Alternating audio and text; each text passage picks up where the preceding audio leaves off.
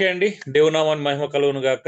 So, మనము సంఘం యొక్క క్రియ రెండో భాగంలోకొచ్చాము. రెండో భాగం అత్యంత ప్రధానమైనటువంటి అంశం. శుభరాత్రి భోజనం. క్రైస్తవ క్రైస్తవ్యంలో 2 ఆచారాలున్నాయి మనకి. అంటే ఆచారాలుగా కనిపిస్తాయి వాస్తవానికి.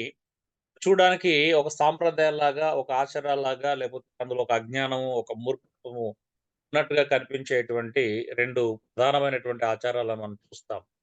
చూడడానికి అలా కనిపిస్తాయి. వాస్తవానికి మన వాళ్ళు ఇంకా వాటిని ఇంకా భయంకరమైన ఆచారాలుగా మార్చేశారు. ఒకటి ఏంటిది చెప్పండి? 2 ఆచారాలు క్రైస్తవంలో ఉన్నటువంటి 2 ఆచారాలు. ఒకటి వాళ్ళ ప్రభుత్వ భోజనం, ఒకటి బాప్తిస్మం. ఓకే. Very good. బాప్తిస్మం, ప్రభాత భోజనం. Yes. So, baptism and Shivaratri భోజనం ఇవి చూడడానికి ఆచారాలుగా కనిపిస్తాయి. కానీ వాటిలో ఉన్నటువంటి లోతు చాలా ఉన్నతమైనది. వాటి యొక్క లోతు చాలా శ్రేష్టమైనది. కానీ ఇది క్రైస్తవులైన మనము దాని యొక్క భావాన్ని, దాని యొక్క లోతైనటువంటి అర్థవంతమైనటువంటి ఆలోచనను పక్కన పెట్టి, వాటిని కేవలం ఒక ఆచారాలుగా, కంప్లీట్ ఆచారాలుగానే చూపించడానికి ప్రయత్నం చేస్తున్నట్టుగా అయిపోయింది పరిస్థితి. అంత మాత్రమే కాదు, ఈ రెండిటి మీద ఉన్నటువంటి ఉన్నటువంటి రకరకాల వ్యూస్ లేకపోతే నమ్మకాలు బహుశా వేటి మీద లేవు. ఎందుకంటే వీటిని నమ్మడంలో చాలా చాలా నమ్మకాలున్నాయి. బాప్టిజం మీద ఎన్ని రకాల నమ్మకాలున్నాయి.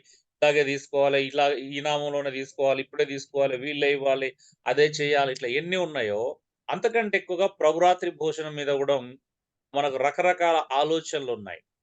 కొంతమంది అంటారు ప్రభురాత్రి భోజనం, రాత్రి భోజనం కాబట్టి రాత్రే తీసుకోవాలి అని నమ్మేవాళ్ళు కూడా ఉన్నారు. కొంతమంది ఈ ఖమ్మం సైడ్ ఒక సహోదరుల గుంపు ఉంది. వాళ్ళు ఈవినింగ్ రాత్రి అయితేనే తీసుకుంటారు ప్రభురాత్రి భోజనాన్ని. కొంతమంది ప్రభురాత్రి భోజనాన్ని నెలకొకసారి తీసుకోవాలని కండిషన్ పెట్టుకున్నారు. మరికొంతమంది లేదు లేదు అది 3 నెలలకోసారి తీసుకునే వాళ్ళున్నారు. కొంతమంది వారానికి ఒకసారి తీసుకోవాలంటారు. కొంతమంది మొదటి నెల పలానా ప్రత్యేకమైన మొదటి ఆదివారమో లేకపోతే చివరి ఆదివారమో తీసుకోవాలని. లేదు లేదు మరికొంతమందొస్తున్నారు ప్రభురాత్రి భోజనం కేవలము పస్కా పండుగ రోజు మాత్రమే తీసుకోవాలని బోధించే వాళ్ళు కూడా ఉన్నారు. కేవలం పస్కా పండుగ రోజే తీసుకోవాలి. ప్రత్యేకించి ఆ టైంలోనే తీసుకోవాలని బోధించే వాళ్ళున్నారు ప్రభురాత్రి భోజనంలో. ప్రభురాత్రి భోజనం అంటే మరికొంతమంది ఏంటి అనంటే రకరకాల అభిప్రాయాలు కలిగి ఉన్నారు. ఈవెన్ కొంతమంది ప్రభురాత్రి భోజనం అంటే అన్నం తిని మంచినీళ్ళు తాగుతేనే ప్రభురాత్రి భోజనము అనేటువంటి నమ్మకం కలిగిన వాళ్ళు కూడా ఉన్నారు ప్రభురాత్రి భోజనం అంటే. మరికొంతమంది ప్రభురాత్రి భోజనము చేయాలి అంటే కంపల్సరీగా తెల్ల దుస్తులేసుకోవాలని బోధించే వాళ్ళున్నారు. ఉన్నారా? అవునండి. వైట్ అండ్ వైట్ వేసుకున్న వాళ్ళే చేసుకోవాలని. సో, ప్రభురాత్రి భోజనం అంటే తెల్ల దుస్తులేసుకొనే తీసుకోవాలని మరికొంతమంది నమ్ముతున్నారు. మరికొంతమంది చెప్పండి. ఫాస్టింగ్ ఉండే తీసుకోవాలని మళ్ళా కొంతమంది. యెస్. ప్రభురాత్రి భోజనం అంటే ఖచ్చితంగా ఉపవాసం ఉండాలా? లేదా శుక్ర, శని, ఆదివారం దానికి ముందు 2 రోజుల నుంచి ఉపవాసం ఉన్నోళ్ళు మాత్రమే ప్రభురాత్రి భోజనం తీసుకోవాలి అని బోధించే వాళ్ళున్నారు. ప్రభురాత్రి భోజనం అంటే ఆ ముందు రోజు వాళ్ళు చేసినటువంటి పాపాలన్నీ ఒకదాని తర్వాత ఒకటి ఒప్పుకొని తీసుకోవాలని బోధించే వాళ్ళున్నారు. ప్రభురాత్రి భోజనం అంటే మనం ఒక మంచి భయంకరమైనటువంటి ఒక దుఃఖకరమైన వాతావరణాన్ని క్రియేట్ చేసుకోవాలా కదా! క్రియేట్ చేసుకొని ఏడ్చి తీసుకోవాలని ఒక గుంపు అంటే చాలా మంది అలా ఏడ్చి తీసుకుంటారు. అదెక్కడుందో నేను ఇప్పటివరకు చూడలేదు. మరి అలా ఎందుకు చేస్తారో కూడా తెలియదు. మళ్ళీ దానికి ఒక బ్యాక్‌గ్రౌండ్ సాంగ్ యేసుకోవాలి కదా! మనకు ఆ రోజు మన ఎమోషన్స్‌ని బయట పెట్టుకోవడానికి 'సిలువలో నాకై కార్చెను యేసు రక్తము' ఇంకా వేరే సాంగ్సో లేకపోతే 'కదిలింది కర్ణరథం' పాట గుర్తు చేసుకోవడము మరెందుకు చేస్తారో తెలియదు. అది అంటే ఆ ఎమోషన్ ఎందుకు క్యారీ ఫార్వర్డ్ చేస్తారో. కొంతమంది అయితే ప్రభురాత్రి భోజనం మీకు తెలుసు కన్నీళ్లు రాకపోయినా కిందికి వాంగడం. ప్రభురాత్రి భోజనం అనగానే ఇక కళ్ళు ఒత్తి 2 సుక్కలు కార్చడానికి ట్రై చేస్తూనే ఉంటారు. నిజమేనా? మరి ఏంటిదసలు ప్రభురాత్రి భోజనం యొక్క ఆ ఉద్దేశ్యము మనకు అర్థమైందసలు. ప్రభురాత్రి భోజనం అంటే ఏంటి? నెక్స్ట్ దాన్ని తీసుకొచ్చే విధానం మరి ఎవరు ప్రారంభించారో గానీ, ఆ పాత్రకి గానీ దానికి ఒక పెద్ద క్లాత్ కప్పి అబ్బబ్బబ్బబ్బబ్బబ్బా! ఏం దైవభక్తి కనబరుస్తాం ఆ ఒక్క 10 నిమిషాలు. నిజమేనా? అవునండి. మళ్ళీని ఎక్కడ లేని ఒక గంభీరమైన వాతావరణాన్ని క్రియేట్ చేస్తాం. అసలు ఇక ప్రపంచంలో ఇక మీరు చూస్తారు కదా, కొంతమంది హిందూ అంటే ఇప్పుడు వాళ్ళు ఏదన్నా ప్రతిష్ఠ చేసినప్పుడు ఇక జాగ్రత్తగా దాన్ని ఇలా తీసుకొచ్చి అలా పెట్టి అబ్బబ్బబ్బబ్బబ్బా! ఎన్ని ఉంటాయో. అంత మాత్రమే కాదు, ప్రభురాత్రి భోజనంలో ఇంకా చాలా ఉన్నాయి. అంటే రొట్టె స్నానం చేసే చేయాలా, లేకపోతే రొట్టె బయటది కొనుక్కరావద్దు. కొంతమంది ఏదైనా పర్వాలేదు, బ్రెడ్ తెచ్చుకోవచ్చు, బ్రెడ్ ముక్కలు తినొచ్చు. అంటే ప్రభురాత్రి భోజనం మీద ఉన్నన్ని, లేకపోతే కొంతమంది ఇక అంటే ద్రాక్షారసం ఎందుకు థమ్స్ అప్ కూడా తీసుకోవచ్చు, లేకపోతే ఏదైనా చేయొచ్చు దానికి. ఇంకా ఇంకా మీకు అవి కాకుండా ఏంటి ఇప్పుడు చిన్న ఏమంటారు, అవి రౌండ్‌గా చిన్నవి అవి చేసి వాటి మీద ఒక రెడ్ చుక్క పెట్టేసి అదే ప్రభురాత్రి భోజనం అని ఇచ్చేవాళ్ళు గూడా ఉన్నారు. అవునా? అవును. పెద్ద చర్చిలలో అదే నడుస్తుంది. వేపర్స్ వేపర్స్ ఆ! అవును. వేపర్స్. సో, ఇలాగా ఏంటి అసలు ప్రభురాత్రి భోజనం అంటే ఏంటి ఇప్పటికి? కన్‌ఫ్యూజన్, ఇంత కన్‌ఫ్యూజన్ ఏంటి? ఇన్ని నమ్మకాలేంటి? ఇన్ని ఆచారాలేంటి? ఇంత ప్రాక్టీస్ ఏంటి? ఎందుకొచ్చింది ఇదంతా అసలు? ఇదేనా ప్రభు కోరుకున్నదసలు? ప్రభురాత్రి భోజనం అంటే కొత్తోడొస్తే ఒకవేళ ఇవన్నీ చుట్టొచ్చిండనుకో వాడు కన్‌ఫ్యూజ్ అయిపోతాడు, కొత్తగా ప్రభుని నమ్ముకున్నవాడు. హ్మ్. ఒక సంఘానికి పోతే వారానికోసారి ఇస్తారు. ఇంకో సంఘానికి పోతే నెలకిస్తారు. ఇంకో సంఘానికి పోతే 3 నెలలకోసారి ఇస్తారు. ఒక సంఘానికెళ్తే సంవత్సరానికి ఒకసారి ఇస్తారు. ఇంకో సంఘానికెళ్తే అది పెద్దయ్య గారు వస్తే గాని అక్కడ ప్రభురాత్రి భోజనం జరగదు. అవునా? ఎస్. అవును. ఆడ పాస్టర్‌లకి ఇచ్చే హక్కు ఉండదు. మళ్ళా పెద్దయ్య గారు రావాలి. ఆ పెద్దయ్య గారు ఎప్పుడొస్తాడు? నెలకొకసారి మాత్రమే వస్తాడు. అవునా? అది కూడా కేవలం ఈ కార్యక్రమం నిర్వహించడానికి. ఎందుకంటే ఇది పెద్ద గంభీరమైనటువంటి కార్యం. అది సో కాల్డ్ పెద్దయ్య గారు మాత్రమే నిర్వహించాలనేటువంటి రూల్ ఉంటుందక్కడ. ఆఫ్‌కోర్స్ ఆల్‌మోస్ట్ సీఎస్ఐలో కూడా అదే ఉంటుంది. సీఎస్ఐలో పాస్టర్‌లకు ప్రభురాత్రి భోజనం ఇచ్చే అధికారం ఉండదు. మళ్ళీ రావాలి డీకర్ ప్రెస్బిటర్ ఇన్‌చార్జర్ రావాలి. ఆ? అవును. డీకన్ అన్న. రెవరెండ్ గారు ఆ! ఇవ్వాలి. పేరుకు ముందు ఖచ్చితంగా రెవరెండ్ ఉండాలా. అవునయ్య గారు. అంటే ఏంటి అసలు? ఇది ఎవరు చెప్పారు? ఎక్కడి నుంచెళ్ళొచ్చింది? అంటే ఇవన్నీ ఇన్ని కల్పించుకున్నావా? ఇన్ని అసలు లేఖనం అలా చెప్పిందా ఎప్పుడైనా? ఎక్కడి నుండొచ్చినాయి ఇవన్నీ ఒకసారి ఆలోచించండి. ఇన్ని ఆలోచనలు ఎక్కడి నుండి పుట్టాయి? అంతే కదా! మనకు పుట్టక బుద్ధి అన్నట్టు మనకు కావాల్సినటువంటి సమాచారం బైబిల్‌లో ఉన్నప్పుడు కూడా మళ్ళా మన మన హ్మ్.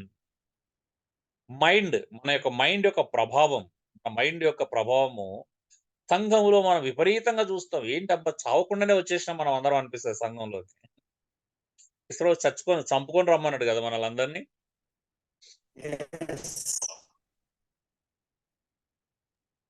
సో, యేసుప్రభు మనల్ని రమ్మన్నది చంపుకొని రమ్మన్నాడు. కానీ మనం చావకుండా వచ్చి మన మైండ్‌ని ఇక్కడ ఎంత రుద్దుతున్నాం అంటే తెలియకుండానే చాలా ప్రభావం ఉంటది మన మైండ్ యొక్క ప్రభావం. నిజమా కాదా చెప్పండి? అవునండి. నిజమయ్యా. ఏదైనా తెలియక చేస్తున్నాం అంటే బానే ఉంటది గానీ, బైబిల్ వాక్యం ఉంది గదా! కళ్ళ ముందు ఒక లేఖనం మనకు ఇది ఇలాగే చేయమని, అలాగే చేయమని ఉద్దేశ్యాన్ని నెరవేర్చేటువంటి విషయాలు స్పష్టంగా ఉన్నప్పుడు కూడా మరి ఇంత కన్‌ఫ్యూజన్ ఎందుకయిందో చూద్దాం. మరి ఇందులో ఏది రైట్? హ్మ్. చెప్పండి. విశ్వాసులు కూడుకొనుటకు ఒకానొక ముఖ్య కారణం ఏంటి?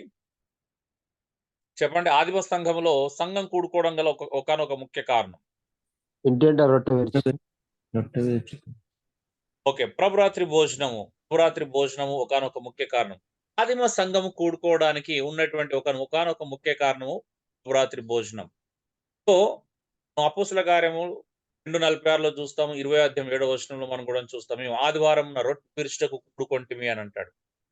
సో, వాళ్ళ యొక్క ఉద్దేశ్యము సంఘ సహవాసములో క్షేమాభివృద్ధి ఎంత ప్రధానమైనటువంటి పాత్ర పోషించిందో, అలాగే వారి యొక్క సహవాసములో రొట్టె విరుచుట కూడా అంతే ప్రధానమైనటువంటి పాత్ర, దానికి అంత వాల్యూ ఇచ్చారు. ఒకసారి ఆలోచించండి. వాళ్ళ కూడిక యొక్క ముఖ్య ఉద్దేశ్యము ప్రభురాత్రి భోజనం, రొట్టె విరుచుట. వాళ్ళు రొట్టె విరుచుటలో చాలా శ్రద్ధ తీసుకున్నారు. రొట్టె విరవడానికే కూడుకున్నారంట. మరి ఈరోజు మనం ఎందుకు కూడుకుంటున్నామో కూడా చాలా మందికి తెలియదు. మరి నెల రోజులకోసారి ఇచ్చేవాళ్ళు, 3 నెలలకోసారి ఇచ్చేవాళ్ళు, సంవత్సరానికి ఒకసారి ఇచ్చేవాళ్ళు, మీద వాయిదాలేసుకునే వాళ్ళు. మరి ఎందుకు అలా చేస్తున్నారో తెలీదు అసలు. ఎందుకంటే సంఘ కూడిక యొక్క రెండో ఉద్దేశ్యం, ఒకటి మనం క్షేమాభివృద్ధి నేర్చుకున్నాం మొదటి భాగంలో. అది మ్యాండేటరీ. రెండో ఉద్దేశ్యం ఏందంటే కంపల్సరీ వాళ్ళు కూడుకున్నటువంటి కూడికలో ఖచ్చితంగా రొట్టె విరుచుట అనేటువంటి ఖచ్చితమైనటువంటి విషయం అది. మరి ఈ రోజు మనం ఎందుకు రొట్టె విరుచుటను వాయిదాలు వేస్తున్నారో కూడా ఇప్పటికి కూడా తెలియని విషయం. సో మరి ఎందుకు లేఖనాలను మనం మీరుతున్నాము? అది లేఖనం మీరినట్టేనా? మరి ఇష్టానుసారంగా నెలకోసారి కూడుకోవచ్చా మనము? ప్రభురాత్రి భోజనం మనం నచ్చినట్టు చేయొచ్చా? లేకపోతే అది ప్రభు ఆజ్ఞకు లోబడి మనం కూడుకున్న ప్రతిసారి రొట్టె విరవాలా? చూద్దాం. ప్రభురాత్రి భోజనం ఇది వారి సహవాసంలో కేంద్ర బిందువు. వాళ్ళ మెయిన్ పాయింట్, మెయిన్ ఫోకస్ ప్రభురాత్రి భోజనం, రొట్టె విరుచుట. మీరు కావాలంటే చూడండి, అపోస్తల కార్యం చదివిన ఇతర మనం విషయాలు కూడా చూడొచ్చు. సో బైబిల్ని అంతటి క్షుణ్ణంగా మనం పరిశీలించినట్లయితే నూతన నిబంధనలో సంఘ సహవాసంలో ప్రభురాత్రి భోజనం అనేది వాళ్ళకు కేంద్ర బిందువు అండి, మెయిన్ ఫోకస్ అది. కానీ ఈ రోజు మన ఫోకస్ అది కానే కాదు. అసలు మనం సంఘంలో రొట్టె విరోధం కోసం కూడుకునే విచిత్రమైన విషయం అది. ప్రభురాత్రి భోజనంలో యోగ్యంగా ఎలా పాలు పొందాలనే విషయమును గురించి పౌలు గారు 1 కొరింథీ 11వ అధ్యాయంలో విపులంగా చర్చించాడు. కాబట్టి ఆది సంఘములు ఇది ఒకానొక ప్రముఖ భాగం ఎంచబడినందున నిజానికి ప్రభురాత్రి భోజనం అంటే ఏమిటో మనం అధ్యయనం చేయడం చాలా అవసరము. ఇంట్రడక్షన్ లో చూసినట్టుగా ప్రభురాత్రి భోజనం అంటే రకరకాల నమ్మకాలు ఉన్నాయి. మళ్ళీ కొంతమంది ప్రభురాత్రి భోజనం అంటే సాదృశ్యం అని మాత్రమే నమ్ముతారు. మరికొంతమంది లేదు ప్రభురాత్రి భోజనం అంటే ఖచ్చితంగా అది యేసు ప్రభు రక్తము, యేసు ప్రభు శరీరం అని లిటరల్ గా నమ్మే వాళ్ళు ఉన్నారు. మరికొంతమంది ఇంకొక అడుగు ముందుకేసి అంటే ప్రభురాత్రి భోజనము అంటే అయ్యగారు ప్రార్థన చేసినప్పుడు మాత్రమే అది ప్రభు రక్తముగా శరీరంగా మారుతుందని నమ్మే వాళ్ళు ఉన్నారు. మరికొంతమంది ఇంకొక విషయం ఏమని చెప్తున్నారు అంటే ప్రభురాత్రి భోజనం అనేది ఒకవేళ ఆ రొట్టె మిగిలిపోతే దానిని పాద సంచారం లేని అటువంటి ప్రదేశంలోకి వెళ్ళి పాతి పెట్టి రావాలంట. అంటే ఇలా ఎవరు చెప్పారు? ఎక్కడుంది? నేను చదివిన పుస్తకాలు చూస్తే ప్రభురాత్రి భోజనం మీద షాక్ అవుతారు. కానీ కొన్ని పేర్లు నేను చెప్పడానికి ఇష్టపడట్లేదు. ఎందుకంటే మిమ్మల్ని గాయపరచిన ఉద్దేశం కాదు, మీకు సత్యాన్ని చెప్పడం మాత్రమే నా ఉద్దేశం. సో ఇన్ని నమ్మకాలు ఎక్కడి నుండి వచ్చినాయి? ఎవరు తీసుకొచ్చారు? అలా చేయొచ్చా? అలా చేయమని ఎవరు చెప్పారు?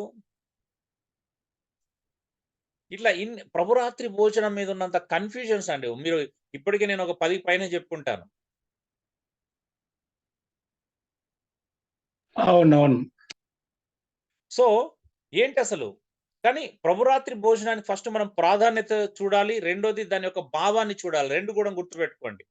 ప్రభురాత్రి భోజనం యొక్క ఇంపార్టెన్స్, దాని ప్రాధాన్యత, దాని ప్రయారిటీ, దాని ఫోకస్, కేంద్ర బిందువు, దాని యొక్క దృష్టి చాలా ప్రధానమైనది. రెండోది దాని యొక్క భావం, దాని యొక్క లోపల ఉన్నటువంటి ఇంటెన్షన్, ఉద్దేశము 2 గ్రహించాలి. కాబట్టి క్రైస్తవ సంఘాలు ఏదైతే ఆచరిస్తున్నాయో అవి ఎంతవరకు వాక్యానుసారమో కాదో మనం లేఖనాల మీదనే ఫోకస్ చేస్తూ చూసుకుంటూ ముందుకెళ్దాం. సో మీకు కొంచెం సస్పెన్స్ అవుతుంది, ఎందుకంటే రేపు ఎల్లుండి క్లాస్ లేదు కాబట్టి మళ్ళీ మండే ట్యూస్డే వరకు కొంచెం మీకు సస్పెన్స్ లోనే ఉండిపోవాల్సిన పరిస్థితి ఉంటుంది.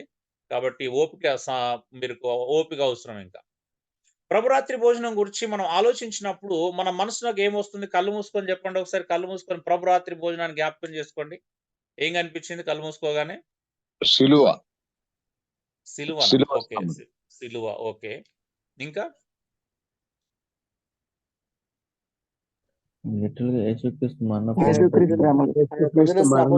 ఆయన పొందిన శ్రమలు, గాయాలు, అంటే దెబ్బలు. ఓకే, క్రీస్తు శరీరము, క్రీస్తు శరీరము, క్రీస్తు రక్తము. ఓకే, క్రీస్తు ప్రేమ అన్న. గుడ్. ఓకే, క్రీస్తు ప్రేమ అన్న. ఓకే. సో క్రీస్తు మరణమా, లేదా ఒక రొట్టె ముక్కనా, లేదా ద్రాక్షరసం చుక్కనా, లేదా జ్ఞాపకార్థమా? ఏంటి అసలు ప్రభురాత్రి భోజనంలో మనం ఎక్కువగా చర్చించేటువంటి అంశాలు? అయ్యా మీట్లో పెట్టండి. నేను పెట్టేశాను, ఇంకా మీరు సరే ఇది చూడండి. క్రీస్తు మరణమా, ఒక రొట్టె ముక్కనా, ద్రాక్షరసం చుక్కనా, లేకపోతే జ్ఞాపకార్థమా?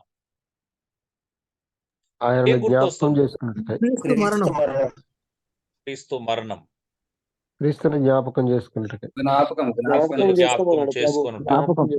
ఆయన మరణ పునరుత్థానం జ్ఞాపకార్థం. ఓకే, చూద్దాం. నవరాత్రి భోజనం గురించి మనం ఆలోచించినప్పుడు ఇది అయిపోయింది కదా.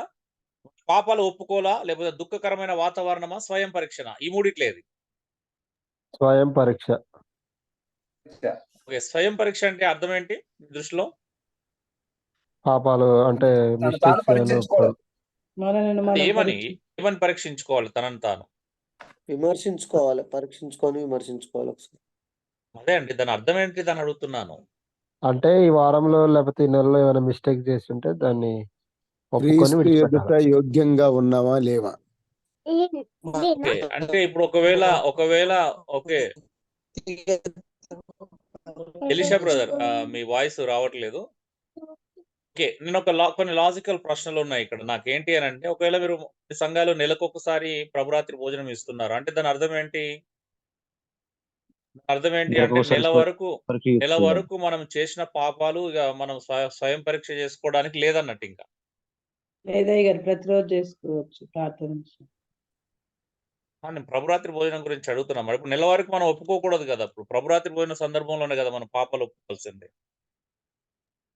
లేదన్న ప్రతిరోజు చేసుకోవాల్సిన ప్రక్రియ అది. ఇప్పుడు వారానికి ఒకసారి ప్రభురాత్రి భోజనం తీసుకున్నామంటే వారమంతా మనం మన పాపాలు ఒప్పుకోకూడదు. కేవలం ఆదివారం ప్రభురాత్రి భోజన సందర్భంలోనే కదా మనం ఒప్పుకోవాల్సింది. కాదన్న. కదా! ప్రతిరోజు ప్రతిక్షణం సహవాసంగా ఓకే. అంటే ప్రతిరోజు ప్రతి క్షణం ఒప్పుకోవాలి. కానీ ఆ రోజు మొత్తం మళ్ళా ప్రత్యేకంగా ఒప్పుకోవాలి.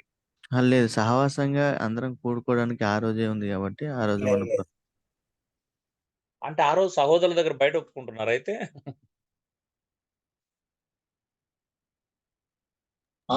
దేవుని ఎదుట. హ్మ్. ఆ రోజే పాస్టర్ గారు బాగా ఒప్పుకోమంటాడు. ఆ రోజే ఒప్పుకోమంటాడా?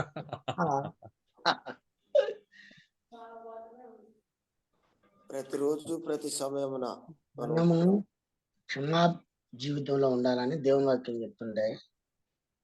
ఓకే. మరి అది ఎందుకు మనం ఒక ఆచారంగా మనం పాపాలు ఒప్పుకోలు ఆదివారంకి ఎందుకు పెట్టాం? ప్రభురాత్రి భోజనానికి ఎందుకు లింక్ చేశాం అసలు? దానికి ప్రభురాత్రి భోజనానికి పాపాలు ఒప్పుకోలుకు సంబంధం ఉందా? ఆ రోజు మాత్రమే దుఃఖకరమైన వాతావరణంలో ప్రభురాత్రి భోజనం తీసుకోవడానికి ఏమైనా సంబంధం ఉందా? స్వయం పరీక్ష అంటే మనం ఏమనుకుంటున్నాము? విమర్శించడము అంటే అర్థం ఏంటి? స్వయం పరీక్ష లేదా విమర్శ, తనను తాను విమర్శించుకోవాలంటే అర్థం ఏంటి? ఇవన్నీ నిజంగా మనం కరెక్ట్ గానే అర్థమైనయా మనకు? కాబట్టి మనం గొప్ప గొప్ప పెద్ద పెద్ద పదాలైతే వాడుతున్నాము. హ్మ్. హ్మ్. ఈ పెద్దయ్య గారు ఏది చేస్తే అదే ఆ మనుషుల బట్టి వెళ్తున్నామండి. ఆయన మన కొరకు రిక్తుడుగా అయ్యాడు గనక మనం తగ్గించుకొని మన యొక్క స్వభావం ప్రభు కొరకు ప్రభు క్షమించమని అడుగుటలో మనం ఆచరణ కాకుండా అనుచరణలో ఉంచుకొని భక్తులు ఎదగట కొరకు. ఓకే. నేనేమంటున్నా అంటే అవన్నీ కరెక్టే అండి. నా ప్రశ్న ఏంటి అంటే ఆదివారం ఎందుకు చేస్తున్నారని అడుగుతున్నాను. దానికి ప్రభురాత్రి భోజనానికి సంబంధం ఏమిటి అని అడుగుతున్నాను. నా ప్రశ్న మీరు అందుకే నేను మొన్న డే 1 నుంచి చెప్తున్నాను. అది ప్రశ్న ప్రాముఖ్యమైన ప్రతి ఆదివారం సమూహంగా కూడుకుంటాం గనుక ఆదివారం చేస్తున్నామండి. ఆదివారం అంటే సంఘంగా నేనేమంటున్నా అంటే సమూహంగా కూడుకుంటున్నామండి వాస్తవమే. నేనేమంటున్నా అంటే ఆ రోజే పాపాలు అంటే మీ వ్యక్తిగత స్వపరీక్ష లేదా పాపాలు ఒప్పుకోవడము ఆ రోజు ఎందుకు చేస్తున్నారు? దానికి ప్రభురాత్రి భోజనానికి సంబంధం ఏమిటి అని అడుగుతున్నా. అలా సంబంధం ఏం లేదండి. మొదటి కొరింథీ పత్రిక 11వ అధ్యాయం ఉంది కదన్న. అన్న ఏమైనా మిస్టేక్స్ ఉంటే ఒప్పుకోవచ్చు. లేకపోతే డైరెక్ట్ ప్రభుని జ్ఞాపకం చేసుకొని తీసుకోవచ్చు. ఓకే. సరే చూద్దాం. తనను తానే విమర్శించుకొని ఉంది కదన్నా. అదే అడుగుతున్నాను. విమర్శ అంటే ఏంటిది అని. విమర్శించుకోవడం అంటే ఏంటి? తను తాను విమర్శించుకోవడం అంటే ఏంటి? అదే పరీక్షించుకోవడం ప్రతివాడు అంటే తను ఏంటిది? తాను స్వయం పరీక్ష. పరీక్షించుకోవాలి. అదే తన బైబిల్ యొక్క పదాలను అర్థం. తన స్వచిత్తాన్ని తన సొంత మనసును చంపుకొని దేవునికి లోబడడం. వామ్మో! సరే చూద్దాం ఇవన్నీ. మీరు చెప్పింది అలాగే రికార్డ్ చేసి పెట్టుకోండి. రాసి పెట్టుకోండి. ఓకే. గమనిక. కింద ఇవ్వబడిన వ్యాఖ్యానంలో ఎక్కువ భాగం స్టీవ్ అట్కర్సన్ గారి వేదాంత సాధన పుస్తకం థియలాజికల్ వర్క్ బుక్ లోని ఆది సంఘపు ఆచరణలు ప్రాక్టీసెస్ ఆఫ్ ఎర్లీ చర్చ్ అనే అంశం నుండి తీసుకొనబడినాయండి. సో ఇవి మీరు బ్రదర్స్ దయచేసి మ్యూట్ వెంటనే మ్యూట్ చేసుకోండి.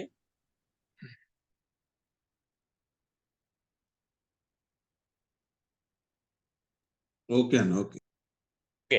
లూకా ఒక్కొక్క పాయింట్ మనం చూసుకుంటూ వద్దాం. లూకా 22వ అధ్యాయం 7 నుండి 16 ఏ రకమైన భోజనాన్ని సిద్ధపరచమని యేసుక్రీస్తు పేతురు మరియు యోహాన్లను పంపాడండి? ఏ రకమైన భోజనాన్ని సిద్ధపరచమని పంపాడు?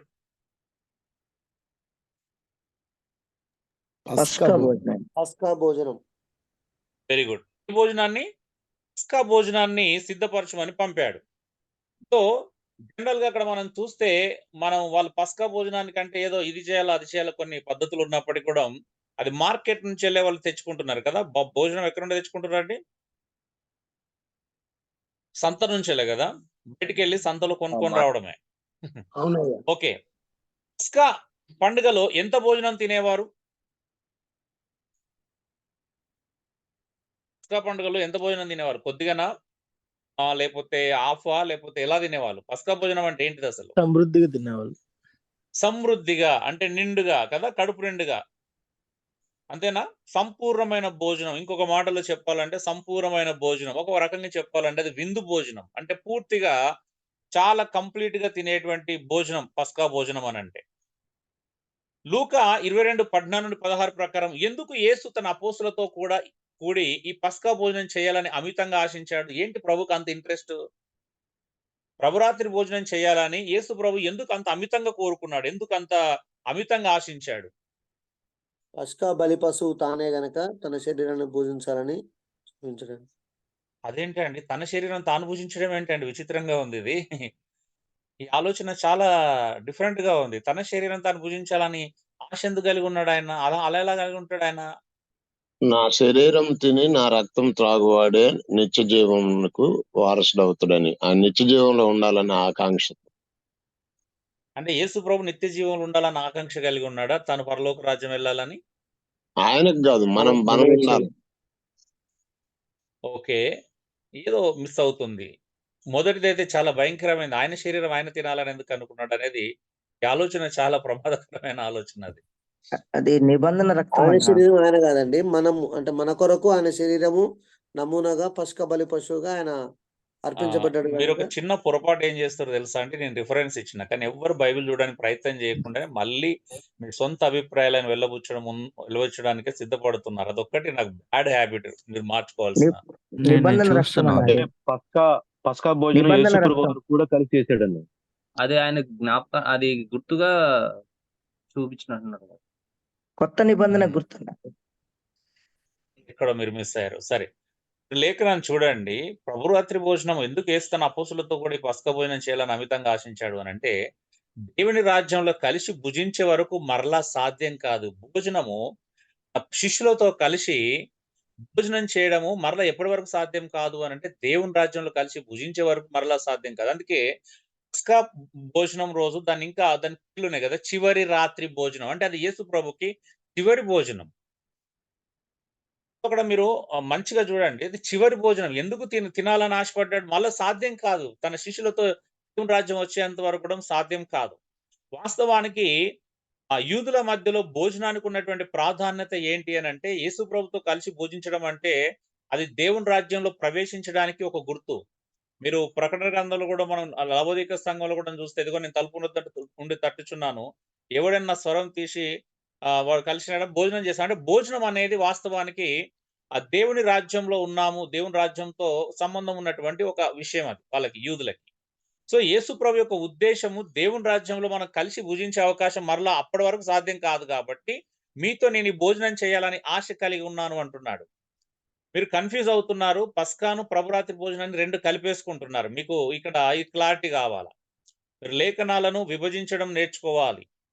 లూకాసు వార్తలో 2 విషయాలు ఉన్నాయి, ఒక్క మ్యాటర్ లేదు. కానీ ఇక్కడ మాట్లాడుతున్న నేను ప్రశ్న అడిగింది పస్కా భోజనం గురించి, ప్రభురాత్రి భోజనం గురించి కాదు. మీరు రెండింటి కలిపేసుకున్నారు. నిజమా కాదు చెప్పండి? అవునవును. మీరు ఒక క్లారిటీని మిస్ కావద్దండి. పస్కా భోజనం వేరు, ప్రభురాత్రి భోజనం వేరు. మీరు ఏమనుకుంటారు? రెండు ఒకటే అనుకుంటున్నారా? ఇక్కడ రెండు వేరు వేరు అనుకుంటున్నారా? వేరు వేరు అన్న. వేరు వేరయ్యా.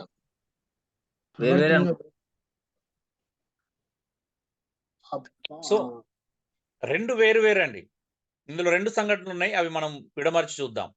సో ఉద్దేశం ఏంటిది అంటే, మీరు ఇక్కడ రక్తము ఇవన్నీ తీసుకొచ్చేసారు వెంటనే. సో ఇక్కడ యేసుప్రభు ఆ ఉద్దేశంతో చేయాలి. వాళ్ళతో చివరి భోజనం, అది ఆయనకి ఇంకా మరలా అవకాశం రాదు శిష్యులతో కలిసి తినాలనుకునేటువంటి చివరి భోజనం. అయితే ఆ సందర్భంలో మరొకటి చేశాడు, అది సెకండ్. ఆ సందర్భంలో పస్కా భోజనం చేస్తున్న సందర్భంలో మరొకటి నేర్పించాడు, అది సెకండరీ పాయింట్. అది చూద్దాం. ఏమి జరిగేంత వరకు పస్కాను తాను భుజింపనని యేసు చెప్పాడండి? దేవుని రాజ్యం వచ్చే వరకు. అవునండి, క్లియర్ గా చెప్పాడా? నేను దేవుని రాజ్యం వచ్చే వరకు మళ్ళీ ఇది తినడం సాధ్యం కాదు, నాకు ఇదే చివరి భోజనం అన్నట్టుగా చెప్తున్నాడు. అంతేగాని ఇక్కడ ఆయన మరణానికి సంబంధించిన ఇంకా మాటలు ఇంకా రాలేదు ఇప్పటికి. అది గుర్తుపెట్టుకోవాలి మేము. లూకా 22:19 రొట్టె సాదృశ్యంగా దేనిని సూచిస్తాను యేసు చెప్పాడు? శరీరాన్ని. ఓకే, శరీరాన్ని. జ్ఞాపకం చేసుకునేటప్పుడు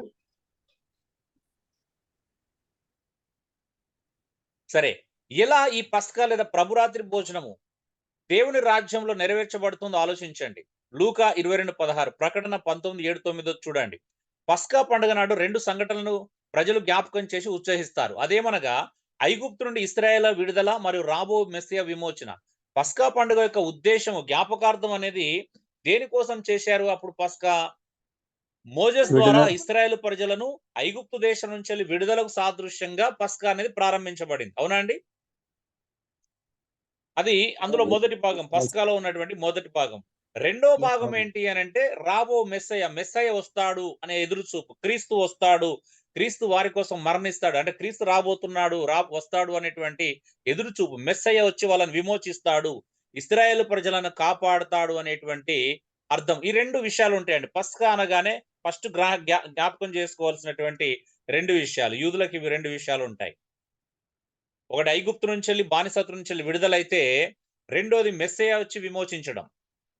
అందుకే దాని సాదృశ్యంగానే పస్కా పండుగను వాళ్ళు ఆచరిస్తారు. పస్కా పండుగ యొక్క ముఖ్యమైనటువంటి ఉద్దేశం అది. మరి ఇక్కడ యేసు ప్రభు కూడా పస్కా యూదుల యొక్క ఆచారం. పస్కా పండుగ నాడు చివరి భోజనం తన శిష్యులతో కలిసి తినాలనేటువంటి ఆశను ఆయన వ్యక్తం చేశాడు. ఎందుకంటే మళ్ళీ దేవుని రాజ్యం వచ్చేంత వరకు వారితో కలిసి భుజించడము సాధ్యము కాదు అనేటువంటి ఒక ప్రధానమైనటువంటి కారణం చేత.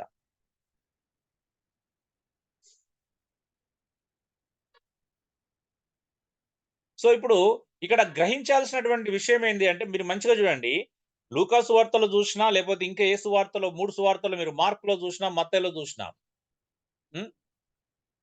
పస్కా పండుగ రోజు వాళ్ళు పస్కా విందు తింటున్నారు. గుర్తు చేసుకోండి, ఆ దృశ్యాన్ని ఒకసారి గుర్తు చేసుకోండి. వాళ్ళు పస్కా విందు తింటున్నారండి, భోజనం చేస్తున్నారు. అవునా అండి?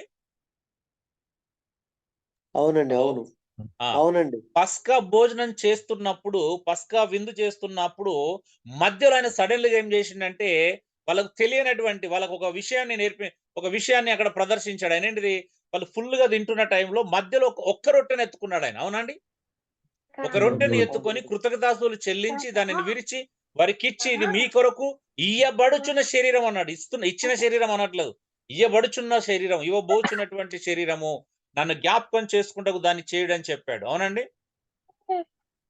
అవునండి, అవునవునవును.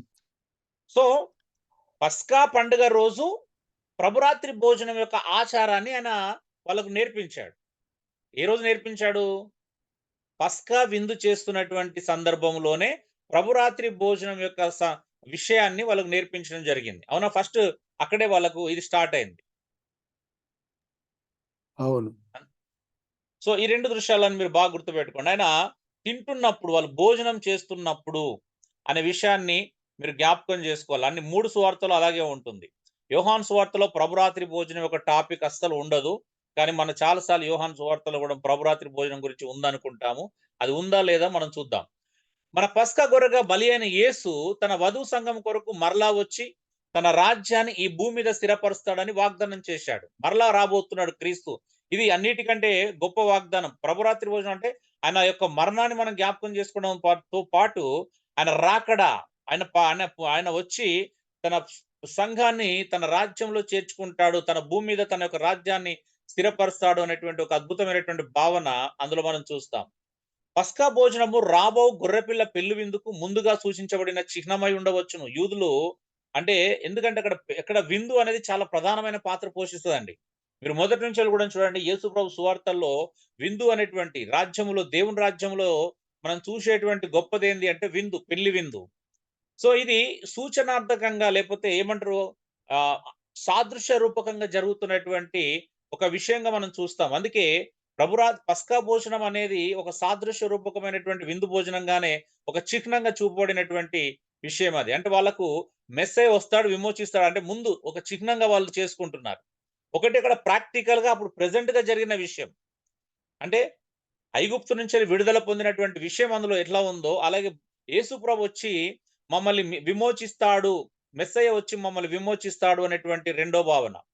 ప్రభురాత్రి భోజనంలో కూడా ఈ రెండు భావనలు చాలా స్పష్టంగా కనిపిస్తాయి. ఒకటి, యేసు ప్రభు మన కొరకు మరణించి మనల్ని పాపం అనే బానిసత్వం నుంచి విడిపించాడు అనే ఒక అద్భుతమైన సత్యం దాగి ఉంటే, రెండోది యేసు ప్రభు మరలా మన కొరకు రాబోతున్నాడు అనేటువంటి మరొక సత్యం అందులో దాగి ఉంటుంది. అర్థమవుతుందంటే రెండింటిని మనం పోల్చుకొని చూసినప్పుడు. అవును.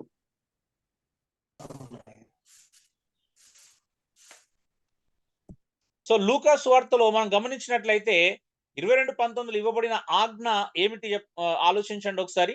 ఆజ్ఞ ఏమిటి 22:19 ఇవ్వబడిన ఆజ్ఞ?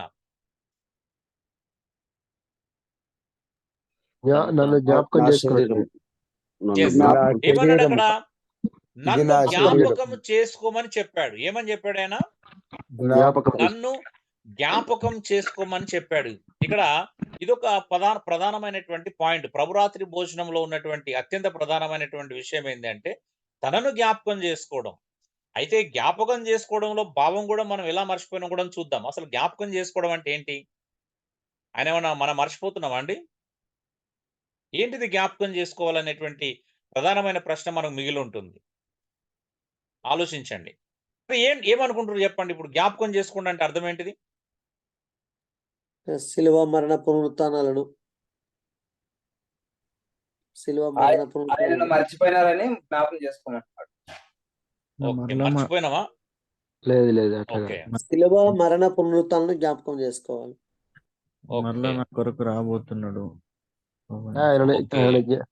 ఆయన జ్ఞాపకం చేసుకున్నప్పుడు మనం ఎంత అనర్హులమో, దేవుడు మన కొరకు ఎంత త్యాగం చేశాడనే దాని గురించి. ఆయన మన కొరకు మరణించారు. మనం మన సహోదరుల కొరకు కూడా ఆయన వలె జీవించాలని. మరణిస్తే మనం జీవించాలా? మనం కూడా మరణించాలా? చూద్దాం. జ్ఞాపకం చేసుకుంటే అంటే ఏంటిదండి? దాని అర్థం ఏంటి? ఫస్ట్ గతించిన దానిని గుర్తు చేసుకోవడం. ఏంటిది గతించిపోయినది అనేది కూడా మళ్ళీ నెక్స్ట్ చూద్దాం. గతించిన దానిని గుర్తు చేసుకోవడం. జ్ఞాపకం అనేది ఏంటిది? గుర్తు చేసుకుని ఉంటాయి. ఏం గుర్తు చేసుకోవాలి ఇంతకీ అనేది ఆలోచన చేద్దాం. సరే, మీరు ఇప్పుడు గుర్తు చేసుకోవడం అనేది చెప్పారు, ఏమేమి గుర్తు చేసుకోవాలనేది. మరి అవన్నీ ఏమేమి ఉన్నాయో మనం ఆలోచన చేద్దాం. ఏం గుర్తు చేసుకోవాలనేది ఇప్పుడే చెప్పట్లేదు, ముందు చూద్దాం. లూకా 22:20లో యేసు గిన్నెను పట్టుకున్నప్పుడు సెలవిచ్చిన మాట ఏంటండి? గిన్నెను పట్టుకున్నప్పుడు ఒక మాట సెలవిచ్చాడు. ఏమని ఇచ్చాడండి? ఇది నా శరీరం, మీ కొరకు చిందించబడుచున్న కొత్త నిబంధన. మీ కొరకు చిందించబడుచున్న క్రొత్త నిబంధన వలనైన రక్తము. నిబంధన రక్తము అంటున్నాడు. అంటే పాత నిబంధన అనేది ఒకటి జరిగింది కదా అది పస్కా భోజనంలో. అది పాత నిబంధన. పస్కా పాత నిబంధన, క్రొత్త నిబంధన? పాత నిబంధన. పాత నిబంధన. ఇప్పుడు యేసు ప్రభు ఏమంటున్నాడు? మీ కొరకు నేను చిందించబోతున్నటువంటి కొత్త నిబంధన వలనైనటువంటి రక్తం. అంటే ఇప్పుడు యేసు ప్రభు ఇక్కడ ఒక క్రొత్త నిబంధన ప్రారంభిస్తున్నాడు. ఇది మొట్టమొదటిసారి ఇక్కడ క్రొత్త నిబంధన, నూతన నిబంధన అటువంటి పదాన్ని మనం వినియోగించడం ఇది మొదటిసారి. ఇక్కడే చూస్తాం. అంటే ఇక్కడ స్టార్ట్ అయింది, ఒక క్రొత్త నిబంధన ప్రారంభించాడు యేసుక్రీస్తు. అది దేని వల్ల ప్రారంభించబడుతుందంట?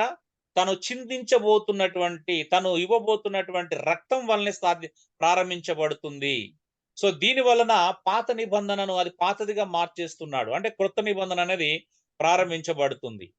అయితే నిబంధన అనేది ఒక మాటను మనం గమనించినట్లయితే, మీరు ఎక్కడన్నా చూడండి, పాత నిబంధన నుంచి గ్రహించుకుంటూ వస్తే నిబంధనలో ఎప్పుడు కూడా ఒక ప్రధానమైనటువంటి విషయం ఉంటుంది. నిబంధన చిన్నది కాదు.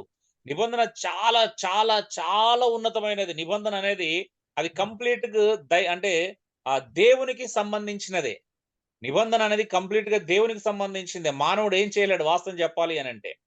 మీరు చూడండి, అంటే మానవులు నిబంధన చేయగలుగుతారు, కానీ ఎలా జరుగుతుందో మనం చూద్దాం. ఫస్ట్ టైం మనం నిబంధన అనే మాట, అబ్రహాము దేవునితో నిబంధన చేయడం మనం చూస్తాం కదండి. దాని గుర్తుగా ఏం చేశాడు? దేవుడు అబ్రహాంతో నిబంధన చేయడం మనం చూస్తాం. సో దానికి గుర్తుగా ఏం చేశారు? అంత ఉద్యోగంగా కూడా నడితే ఎట్లా?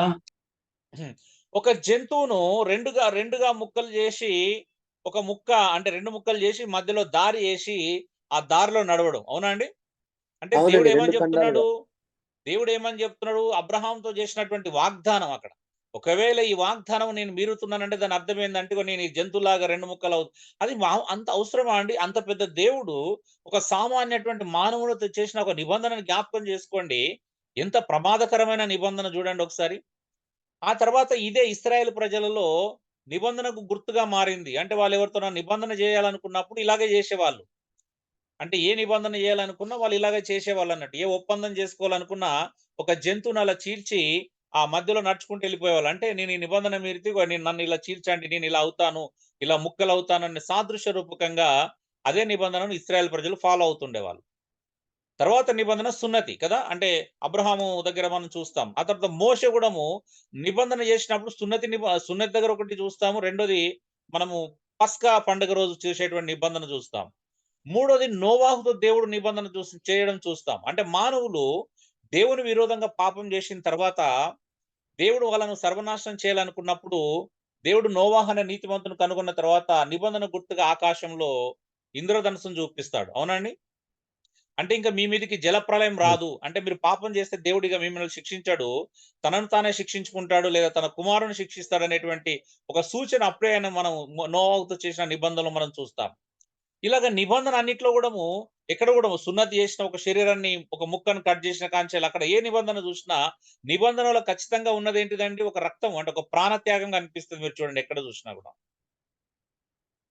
సో ఇక్కడ యేసుక్రీస్తు కూడాము తన రక్తం వల్ల క్రొత్త నిబంధన చేస్తున్నాడు. ఒక నిబంధన చాలా ప్రధానమైనటువంటి నిబంధన ఇది. కాబట్టి ఈ నిబంధనకు ఉన్నటువంటి లోతును మనం అర్థం చేసుకోవడం చాలా ప్రధానమైనటువంటి విషయం అండి.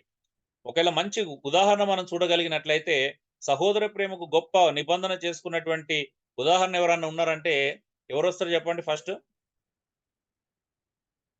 హలో అన్న ఒకసారి దావీదు, యోనాతాను. వెరీ గుడ్ అండి. దావీదు, యోనాతాను అంటే నిబంధనకు మంచి ఉదాహరణ. సహోదరత్వంలో నిబంధన గొప్ప ఉదాహరణ ఎవరన్నా ఉన్నారు అంటే బైబిల్లో అది దావీదు, యోనాతాను. యోనాతాను దావీదుని చూడగానే అతన్ని ప్రేమించి తనతో నిబంధన చేసుకున్నాడంట. ఎంత అద్భుతమైన విషయం అది. అసలు అది వివరించడానికి ఇప్పుడు నాకు సమయం లేదు. కానీ యోనాతాను అంటే తనకున్నటువంటి దుప్పటి గాని, కత్తిని గాని అంటే అవన్నీ ఇచ్చేశాడంట. అంటే ఇంకా దావీదుకు వ్యతిరేకంగా తన అధికారాన్ని గాని, తన కత్తిని గాని ఏది కూడా వాడనన్నంతగా తనను తాను అప్పగించుకోవడం అనేది అది మామూలు విషయం కాదు. అది సహోదర ప్రేమలో గొప్ప నిబంధన. అంతకంటే గొప్ప నిబంధనలోకి మనం వచ్చాం వాస్తవం చెప్పాలంటే. యోనాతాను దావీదుకు చేసిన నిబంధన కంటే ఉన్నతమైన నిబంధనలోకి వచ్చాము. ఆ మాట మనం 1 యోహానులో 3వ అధ్యాయంలో చూస్తాం 15వ వచనంలో. ఏమన్నాడు ఆయన? ఆయన మన నిమిత్తం తన ప్రాణము పెట్టిన గనుక ప్రేమ ఎట్టిదని తెలుసుకొనుచున్నాము. మనం కూడా సహోదరుల నిమిత్తం మన సహోదరుల నిమిత్తము ప్రాణము పెట్ట బద్దులమై ఉన్నాం. అంటే నిజంగా క్రైస్తవ సహోదరుల నిబంధన ఆ స్థాయిలో ఉంటుంది. యేసు ప్రభు అలాగే చూపించాడు, అలాగే చేయమని కూడా చెప్పాడు. కానీ మనకు ఆ సహోదర ప్రేమ ఇంకా అర్థం కాలేదని మనందరూ తెలుసు. సరే అక్కడ తర్వాత మాట్లాడతాను. సో ముందు ప్రభురాత్రి భోజనం యొక్క భావాన్ని మనం తెలుసుకోవడానికి ప్రయత్నం చేస్తున్నాం. నెక్స్ట్ ప్రభురాత్రి భోజనమునకు సంబంధించి ఎప్పుడు యేసు మరలా గిన్నెను పట్టుకున్నాడండి? లూకా 22:20లో మనం చూస్తున్నాం. మరలా ఎప్పుడు పట్టుకున్నాడు గిన్నెని? భోజనం అయిన పిమ్మట కదా. ఒక రొట్టెను విరిచి వారికి అందించిన తర్వాత భోజనం అయిన తర్వాతనే ఆయన మరలా గిన్నెను పట్టుకున్నాడు. చూడండి, ఒక రొట్టెను ఎత్తుకొని కృతజ్ఞతాస్తుతులు చెల్లించి దానిని విరిచి ఒక్కొక్కరికి ఒక ముక్క తీసుకున్న తర్వాత అది తిన్న తర్వాత ఆయన మరలా ఒక గిన్నెను పట్టుకున్నాడు. అది కొత్త నిబంధన వలన రక్తము అని చిందించబోతున్నటువంటి రక్తానికి సాదృశ్యంగా ద్రాక్ష రసాన్ని ఇచ్చినట్టుగా మనం చూస్తా ఉన్నాం. ఈ 2 దృశ్యాలను మీరు చాలా క్లియర్ గా గుర్తుపెట్టుకోండి. మత్తయి 20:26 ప్రకారం యేసు ఎప్పుడు రొట్టెను తీసుకున్నాడండి? మరలా రొట్టెను ఎప్పుడు తీసుకున్నాడు? ఏ సందర్భంలో తీసుకున్నాడు యేసు రొట్టెను? ఆల్రెడీ చెప్పాను జవాబు, కానీ మరలా మిమ్మల్ని అడుగుతున్నాను. యేసు ఎప్పుడు రొట్టెను తీసుకున్నాడు? మత్తయి సువార్త 26:26 ప్రకారం. భోజనం చేయుచుండగా. భోజనము చేయుచుండగా. చూడండి ఏమన్నాడు అక్కడ? వారు భోజనము చేయుచుండగా, వారు తింటున్నప్పుడు తీసుకున్నాడంట. వారు భోజనం చేస్తున్నప్పుడు రొట్టెను తీసుకున్నాడు. చూడండి, ఇది కొంచెం కన్ఫ్యూజన్ గా అనిపించే విషయంగా అనిపించినప్పుడు కూడా మీరు దృశ్యాన్ని చాలా చక్కగా చూడడానికి ప్రయత్నం చేయండి. ఈ సందర్భంలో మరలా చదవండి. మత్తయి సువార్త గాని, లూకా సువార్త గాని. లూకా సువార్త 21వ అధ్యాయం, మత్తయి సువార్త 26వ అధ్యాయం, అలాగే మీరు మార్క్స్ వార్త 14 అంటే చూడండి అక్కడ చూసినప్పుడు చాలా స్పష్టంగా కనిపించే విషయం ఏంది అంటే వారు భోజనం చేస్తున్నప్పుడు యేసు ప్రభు ఒక రొట్టెను తీసుకున్నాడు. అందులో ఆ రొట్టెని అన్నాడు ఆయన, ఈ రొట్టెనే ప్రత్యేకించి సంబోధిస్తూ ఇది మీ కొరకు ఇవ్వబడుచున్నటువంటి నా నా శరీరం అన్నాడు శరీరం.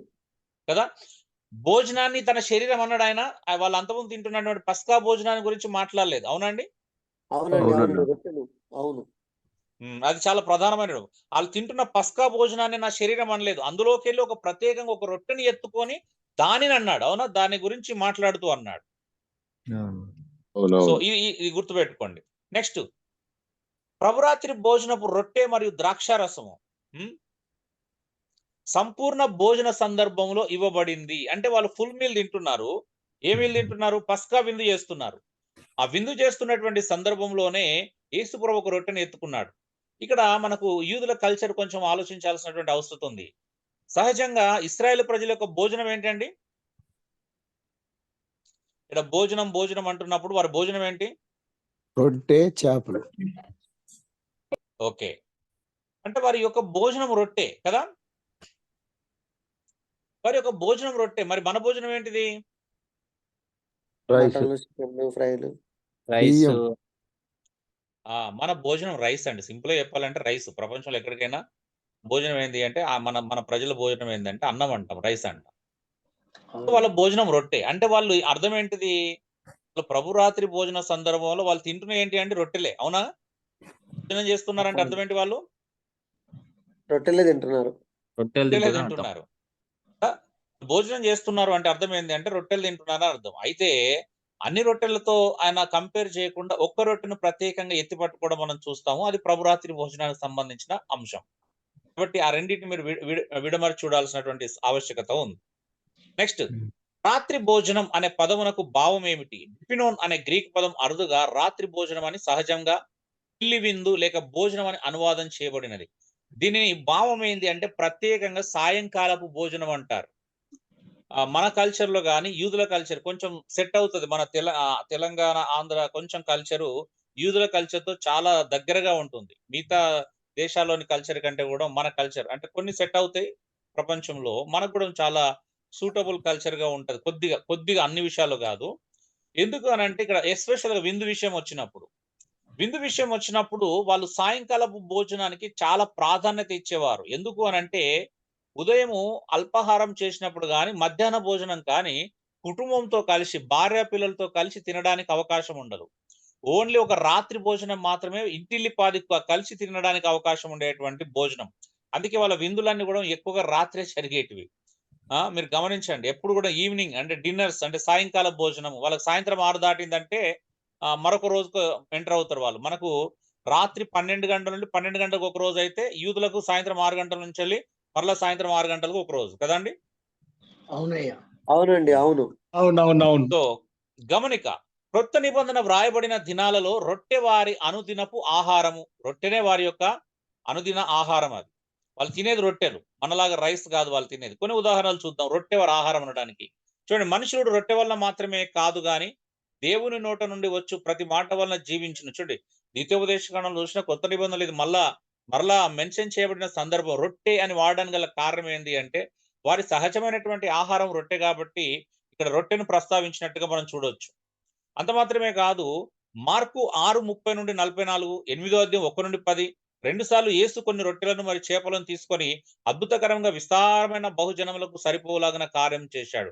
మరి రొట్టెలు ఎందుకు పంచాడంటే వారి భోజనం రొట్టెలు. అందుకే వాళ్ళు తెచ్చుకున్నప్పుడు కూడా పిల్లలు అక్కడ వారి దగ్గర భోజనం తీసుకున్నప్పుడు కూడా వాళ్ళ దగ్గర ఏమున్నాయి?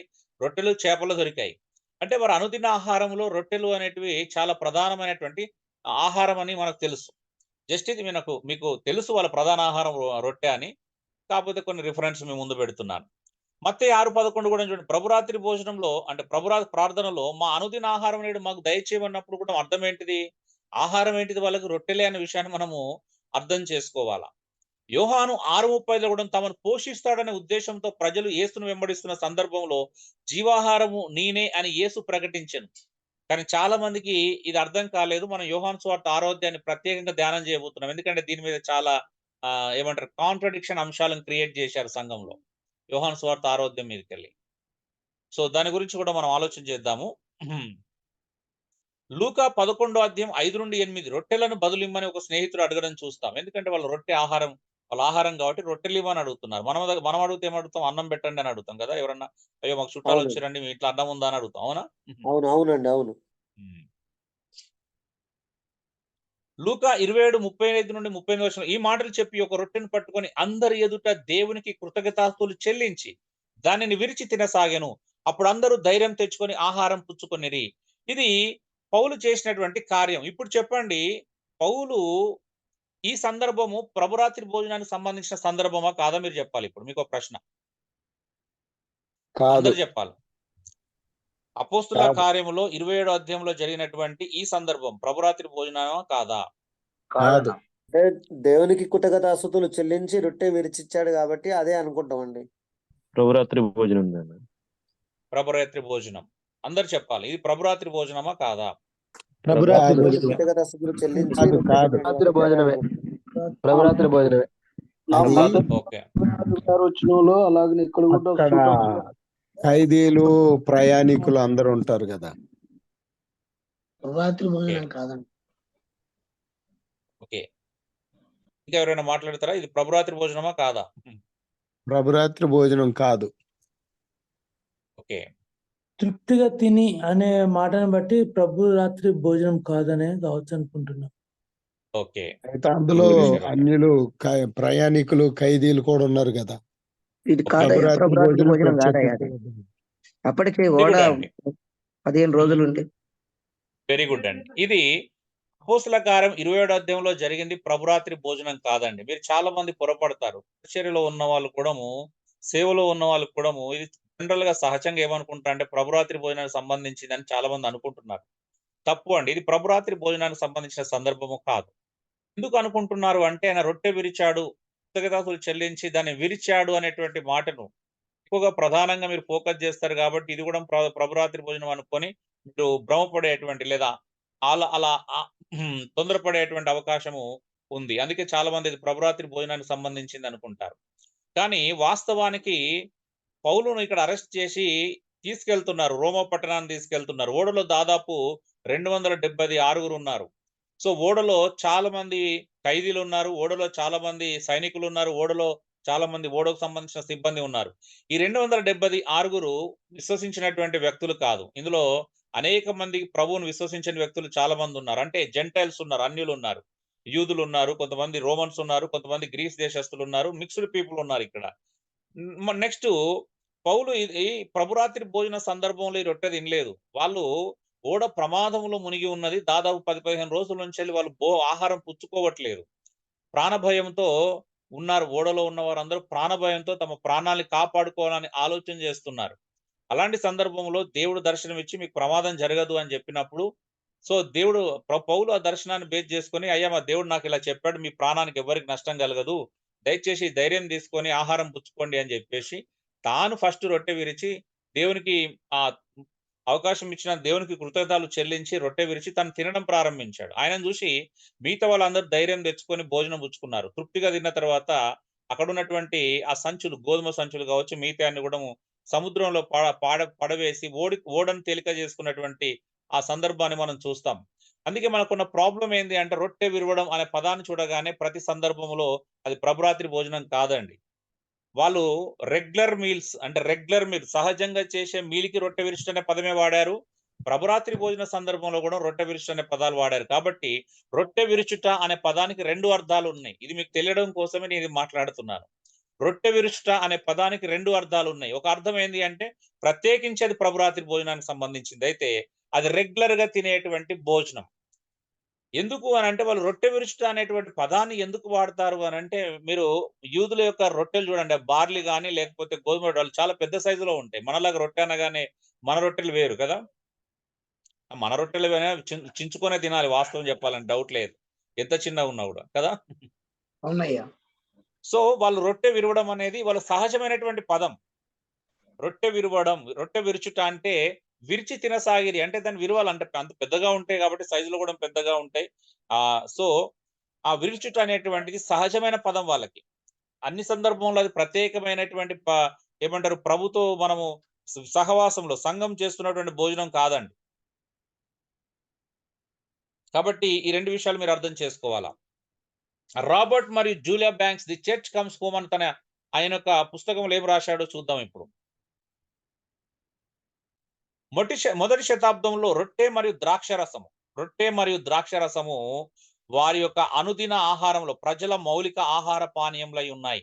యూదుల కాలంలో మీరు అక్కడ ఉన్నటువంటి కాలంలో ఈవెన్ గ్రీక్స్ కావచ్చు, రోమన్స్ కావచ్చు, వాళ్ళ ఆహారములో రొట్టె ద్రాక్షరసం అనేది కామన్ ఆహారాలండి. వాళ్ళ టేబుల్ మీద, వాళ్ళ భోజనం బల్ల మీద ఏముంటాయి ఆహారాలు? అది ప్రభురాత్రి భోజన సందర్భం కాకపోయినా అక్కడ ఏముంటదండి ఆహారము? రొట్టె మరియు ద్రాక్షరసం. రొట్టె మరియు ద్రాక్షరసము వారి సహజమైనటువంటి మౌలికమైనటువంటి ఆహార పానీయాలు. అంటే యేసు ప్రభురాత్రి భోజనం ప్రారంభించక ముందే వారు భోజనం చేస్తే ఏం చేస్తారు? రొట్టెలు తింటారు, ఖచ్చితంగా ద్రాక్షరసం తాగుతారు. అవునండి? అవునండి, అవును. అవునవును. అంటే ఇప్పుడు మనకు విందు భోజనం అయినా లేకపోతే ఎట్లుంటదంటే మన భోజనంలో ఏమంటారు మనకు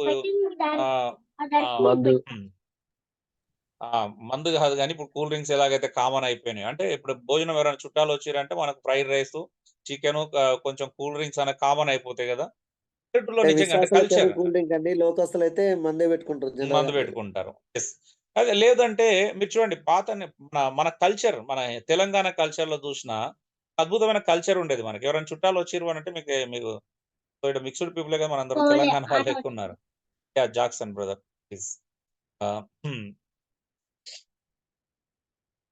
ఉంటది మన తెలంగాణ కల్చర్ లో. ఎవరైనా చుట్టాలు వచ్చారంటే మాకు అయితే తెలంగాణ ఇటు సైడ్ అయితే ఎక్కువగా నాటుకోళ్ళు కోయడము, బొబ్బర్లతో గుడాలు వేస్తారు. తెలుసా మీకు గుడాలు అంటే? కదా అటు సైడ్ ఏమంటారు మరి? సో అదే వాటిని ఫ్రై చేయడం అంతే, వాటిని నానబెట్టి ఫ్రై చేస్తారు, మంచిగా చేస్తారు. సో తర్వాత కళ్ళు ఏమంటారు అటు సైడ్? గుగ్గిళ్ళు అంటారు. ఆ తెలంగాణ గుడాలు మన జాకబ్ ఉన్నాడు. సో నెక్స్ట్ కళ్ళు కామన్ కదా, ఇంటిల్లి పాది చిన్న పిల్లలతో పాటు అందరూ తాగేస్తారు, ముసలోళ్ళు పెద్దలు. అక్కడ అరే ఇది ఇట్లా అంటే ఏమంటారు, కండిషన్స్ ఉండవు. నువ్వు తాగకూడదురా, అదే తాగకూడదు అనే కండిషన్స్ ఉండవు. పిల్లలు కూడా చిన్న పిల్లలకు చిన్న చాయ్ గ్లాస్ లో తీసుకొచ్చానే పోసేస్తారు. అవునా? అంతే, అది వాళ్ళకి అప్పటి వరకే ఉంటది. దాన్ని పెద్ద పాపంగా లేకపోతే పెద్ద తప్పుగా చిత్రీకరించే దృశ్యం అక్కడ ఏముండదు. అది సహజమైనటువంటి వాతావరణంలో తీసుకునేటువంటి కామన్ ఫ్యాక్ట్ అది. కామన్. అవును అండి, అవునండి, అవును.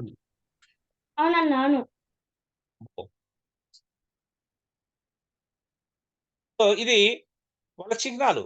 రొట్టె విరుచుట, ద్రాక్షరసం త్రాగట వాడితో చొప్పున భోజన ఆరంభము మరియు ముగింపులకు చిహ్నంలాగా ఉండేది. వాళ్ళు రొట్టె తినడంతో వాళ్ళ భోజనాన్ని ప్రారంభించి ద్రాక్షరసం త్రాగుటతో వాళ్ళ భోజనాలు ముగించేవాళ్ళు. సహజంగా మన ఇళ్లలో ఏంటిదంటే మనము ఆ అన్నంతో మనం భోజనాన్ని ప్రారంభిస్తే మంచినీళ్ళతో ముగించినట్టుగా, మనకు మంచినీళ్ళే. సో కానీ వాళ్ళకి అలా కాదు. సో ప్రభురాత్రి భోజనము రొట్టె విరుచుతో ప్రారంభించబడి ద్రాక్షరసం త్రాగుడుతో ముగించబడింది. ఈవెన్ ప్రభురాత్రి భోజనం కూడా అలాగే స్టార్ట్ అయింది. మనం ఒక రొట్టెను తిని మళ్ళీ ద్రాక్షరసం త్రాగుటతోనే ప్రభురాత్రి భోజనం అనేది మనం చేయడం జరుగుతుంది. లూకా 22:29-30 ప్రకారము తన రాబో రాజ్యంలో అపోస్తులు ఏం చేస్తారని ఏ సెలవిచ్చాడో మన అందరూ తెలుసు. ఏమన్నాడు? అన్నపానములు కదా, మరి భోజనము. ఏమన్నాడు? మీతో నేను కలిసి మళ్ళీ భుజిస్తాను అంటున్నాడు. తన రాజ్యంలో యేసుప్రభు వాళ్ళతో కలిసి భుజిస్తాను అంటున్నాడు. అంటే నిజంగా చెప్పాలంటే దీని అర్థం ఏంది అంటే దేవుని రాజ్యం యొక్క ఆధిక్యతలు, అందులో ప్రవేశానికి అది గుర్తు. అన్నపానాలు భుజిస్తున్నాడు అంటే దేవుడు మనల్ని తన రాజ్యంలోకి ఆహ్వానిస్తున్నాడు. అందుకే చెప్తున్నాడు ఇక్కడ, యూదుల ఆలోచన ప్రకారము ఆయన రాజ్యంలో మెస్సయ్య బల్ల వద్ద అన్నపానం పుచ్చుకుంటా అనేది వారికి సాదృశ్యంగా ఇచ్చే భావం ఏమిటి అని అంటే ఆయన రాజ్యంలో ప్రవేశం అండి. మీరు లూకా సువార్తలో కానీ, నిర్గమకాండం అంటే ఇవన్నీ కూడా, ప్రకటన గ్రంథంలో కూడా ఇవన్నీ భోజన సందర్భాలను చూస్తున్నారు. అంటే దాని అర్థం ఏంది అంటే ఆయన రాజ్యంలో మనకు ఒక ప్రవేశము. ఇది యూదుల ఆలోచన అన్నట్టు. అంటే ఓకే, నన్ను తిననిస్తున్నాడు అంటే అర్థం ఏంటిది? ఓకే, రాజ్యంలోకి రానిస్తున్నాడు అని అర్థం. అందుకే వాళ్ళకి భోజనానికి చాలా ప్రాధాన్యత ఉంటుంది, పెళ్లి విందుకు చాలా ప్రాధాన్యత ఉంటుంది. 10 మంది కన్యకలకు ఉపమానం, మళ్ళీ అది డిఫరెంట్, అది తర్వాత చూద్దాము. సో ఏదైనా కావచ్చు.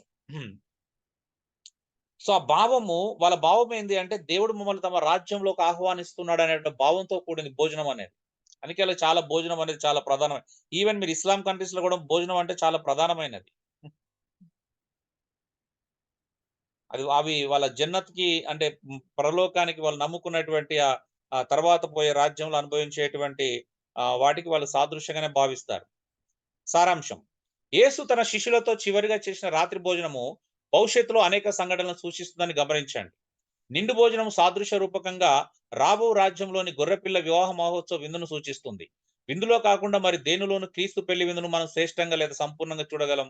దేనిలో కూడా చూడలేమండి. అందుకే విందుకు వారికి ఉన్నటువంటి ప్రాధాన్యత అది. ప్రభురాత్రి భోజనం అనేది పస్కా భోజనం మరియు యేసునకు మర్యాద చేయ నిమిత్తం ఏర్పాటైన సెలవు విందు, చివరి విందు అంటాం. దీన్నే ప్రభురాత్రి భోజనం అంటాం, లార్డ్ సప్పర్ అంటాం, లాస్ట్ సప్పర్ అంటాం. దీనికి రకరకాల పేర్లు ఉన్నాయి కదా. చివరి రాత్రి భోజనము, ప్రభురాత్రి భోజనము, చివరి విందు, విందు భోజనము, సెలవు విందు. ఒకప్పుడు అన్యులుగా ఉండి ఇప్పుడు స్నేహితులుగా మారిన వారి మధ్యలో ఏర్పాటు చేయబడిన భోజనం. వీరి ద్వారా యేసు శిరస్సుగా ఉండే ఒక క్రొత్త కుటుంబం ఏర్పాటు చేయబడినది. సో యేసుక్రీస్తు ఒక నూతన నిబంధన ఈ సందర్భంలోనే ప్రారంభించినటువంటి సందర్భం. కాబట్టి ప్రభురాత్రి భోజనం యొక్క ఉద్దేశము మనము ఎక్కడ ప్రారంభించబడింది మాత్రమే చూశాం, ఏ సందర్భంలో చేశారని మాత్రమే చూశాము. ప్రభురాత్రి భోజనం అనేది పస్కా పండుగ రోజు, పస్కా సందర్భంలో చేశారు. నిజమే, కొంతమంది ఇప్పటికీ దాన్ని అనుసరిస్తున్నారు. అంటే ప్రభురాత్రి భోజన సందములో ప్రేమ విందు అరేంజ్ చేసుకొని విందు చేస్తున్నప్పుడు రొట్టె విరవడం అనేది చేస్తా ఉన్నారు. అయితే కొంతమందికి దాని భావం అర్థమైంది, మరికొంతమందికి దాని భావం అర్థం కాలేదు అనే విషయాన్ని కూడా మనం గ్రహించాలి. సో ఎందుకు మరి విందు యొక్క ప్రధాన ఉద్దేశం ఏంది? ఆదిమ అపోస్తుల కాలంలో వారు ఎందుకు అలాగా ప్రభురాత్రి భోజనం ఎలా ఆచరించేవారు? అందులో ఏమైనా విందు ఉండేదా? విందు సందర్భంలోనే రొట్టె విరిచే వాళ్ళ? రొట్టె విరిచడాన్నే వాళ్ళు విందు అనుకున్నారా, లేకపోతే విందునే రొట్టె విరవడం అనుకున్నారా? రకరకాల విషయాలను మనం పరిశీలించాల్సినటువంటి అవసరత ఎంతైనా ఉంది. అంత మాత్రమే కాదు, యోహాను సువార్త 6వ అధ్యాయంలో నా శరీరము తిని నా రక్తము త్రాగువాడే నిత్య జీవం కలవాడు అనేది ప్రభురాత్రి భోజనానికి సంబంధించిన అంశమా కాదా అనేది మీ ముందు నేను ఉంచినటువంటి ప్రశ్న. ఓకే, మీరు ఇది ఆలోచన చేద్దాము. ఎవరైనా మీరు ప్రేయర్ అయిపోయిన తర్వాత ఉంటే దీని గురించి చర్చించుకుందాం ఈ రోజే. ఒకవేళ మీరు ఉంటే ఒక 15-20 నిమిషాలు దీన్ని ఒక ప్రశ్నగా పెట్టుకొని దీని మీదనే చర్చాంశంగా పెట్టుకుందాం, చర్చనీయాంశంగా పెట్టుకోవడానికి ప్రయత్నం చేద్దాం. ఎందుకంటే యోహాను సువార్త మీద చాలా అపోహలు ఉన్నాయి. 6వ అధ్యాయం మీద ఉన్నటువంటి అపోహలు, అంటే 2 అపోహలు ఉన్నాయి. ఆ 2 అపోహల్లో ఏది సరైనది, మన నమ్మకంలో మనం దాన్ని తీసుకున్నాము అనే విషయాన్ని కూడా మనం గ్రహించాల్సినటువంటి ఆవశ్యకత ఎంతగానో ఉంది. ఎందుకంటే ఈ అపోహ కొట్టివేయబడాల. యోహాను సువార్తలో అసలు ప్రభురాత్రి భోజనం యొక్క సందర్భం ఉందా, ఇంతకి లేదా అనేది మనము ఈ ప్రార్థన అయిన తర్వాత ఆలోచన చేద్దాం. కాబట్టి ఇప్పటి వరకు మనం చూసిన సందర్భాన్ని మాత్రమే చూడండి. పస్కా విందు రోజు ప్రభురాత్రి భోజనాన్ని యేసు ప్రభు ప్రారంభించాడు. పస్కాలో 2 ప్రధానమైన అంశాలు ఉన్నాయి. ఒకటి ఐగుప్తులో నుండి ఇశ్రాయేలు ప్రజల యొక్క విమోచన, రెండోది ఇశ్రాయేలు ప్రజల యొక్క విడుదల, రెండోది యేసు ప్రభు మెస్సయ వస్తాడు, మెస్సయ వచ్చి వాళ్ళని విమోచిస్తాడు అనేటువంటి ఎదురుచూపు. 2 ఉన్నాయి. వాళ్ళకి ఎదురుచూపు ఉంది, నిరీక్షణ ఉంది. ఒక గొప్ప నిరీక్షణతో వాళ్ళు పస్కాన్ చేసుకుంటూ వచ్చారు. అంటే మెస్సయ వస్తాడు అనేటువంటి నిరీక్షణ అందులో ఉంది. అలాగే ప్రభురాత్రి భోజనంలో 2 అద్భుతమైనటువంటి విషయాలు దాగి ఉన్నాయి. ఒకటి, మనల్ని యేసుక్రీస్తు మన పాపముల నుండి తన ప్రాణం పెట్టి తన రక్తము కార్చి మనల్ని పాపములను విమోచించుట అనేది ఒక అద్భుతమైన విషయం అయితే, రెండోది యేసు ప్రభు మరలా మన కొరకు రాబోతున్నాడు అనేటువంటి ఒక నిరీక్షణ, ఎదురుచూపుతో చేసేటువంటి అద్భుతమైనటువంటి కార్యం, నిరీక్షణతో చేసేటువంటి కార్యం. ప్రభు రాబోతున్నాడు అనే దానికి మనం గుర్తు చేసుకుంటూ భవిష్యత్తును ఒకటి భవిష్యత్తు, రెండోది పాస్ట్, మనం 2 విషయాలు అందులో చూస్తున్నాం. జ్ఞాపకం చేసుకునుట అంటే క్రీస్తు గతంలో ఏం చేశాడని మనం జ్ఞాపకం చేసుకుంటున్నాం. మరి భవిష్యత్తును కూడా మనము ఎదురు చూసేటువంటి నిరీక్షణతో కూడినటువంటి సందర్భం కూడా ప్రభురాత్రి భోజన సందర్భంలో ఆ సంస్కారంలో దాగి ఉన్నటువంటి గొప్ప విషయం. కాబట్టి ఈ 3 విషయాలు మీరు అర్థం చేసుకుంటే ప్రస్తుతానికి చాలు. Thank you. మిగతా విషయాలు మనం సోమవారం నుండి చూద్దాం. Thank you. God bless you all. Praise the Lord. ప్రభు నామమున